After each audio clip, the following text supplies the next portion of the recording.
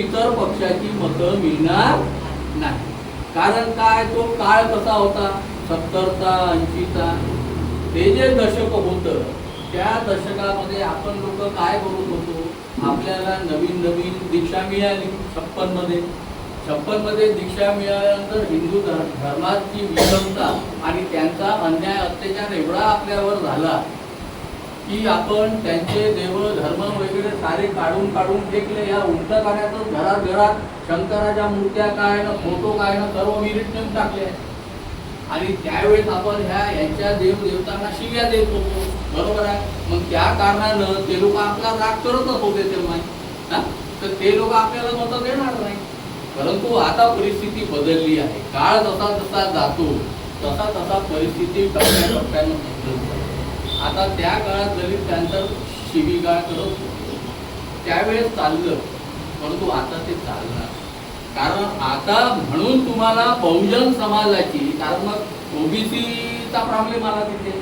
OBC हा बहुजनाबरोबर येतो आहे की नाही.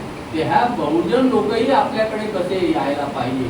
कारण बहुजनासाठी आंबेडकरांनी काय केलं, घटनेच्या माध्यमातून 340 कलम निर्माण केलं आणि 340 कलम निर्माण करून त्यांची आरक्षणाची रिझर्वेशन सोय करून ठेवण्यात आली. त्या काळी जे 96 कोळी मराठानं अमुक कोळी मराठानं अमुक कोळी मराठा म्हणत होते, त्यावेळेस जेव्हा त्यांना आरक्षण मिळणार होतं त्यावेळेस ते नाही म्हणत आम्ही मागासवर्गीय नाव, आम्ही गरीब नाही म्हणून आम्हाला नको. पण आता तेच लोक एक मराठा लाख मराठा म्हणतात आणि त्याचे मोर्चे काढतात. आणि आता जरांगे पाटलानं उपोषण करून एक भुयार त्या सरकारनं काढला फडणवीसांना आणि ओबीसी आणि मराठ्याचं जोखून दिलं. तर हा प्रॉब्लेम आहे. म्हणून ह्या लोकांची मतं आपल्याला पाहिजे.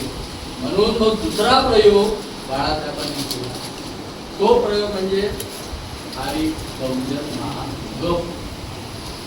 म्हणजे बहुजनी आला, हरिपी आला, त्याद्वारे तो पक्ष होता भारी बहुजन महासंघ होता. आणि नुकताच 2018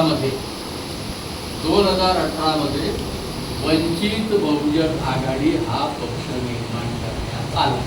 आता वंचित बहुजन आघाडी म्हणजे काय, वंचित म्हणजे जेवढा वंचिताचा समूह आहे.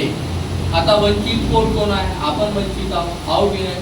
आता जरा शिकलो सवरलो काही नोकऱ्याला लागले ते म्हणून आता ते स्वतःला नाही समजत आम्ही व्हाईट कॉलर झालो असं वाटते त्यांना. पण तसं नाही आहे. कारण आपणच काय हे भाव आहे हे कारण नंतर ते आहे.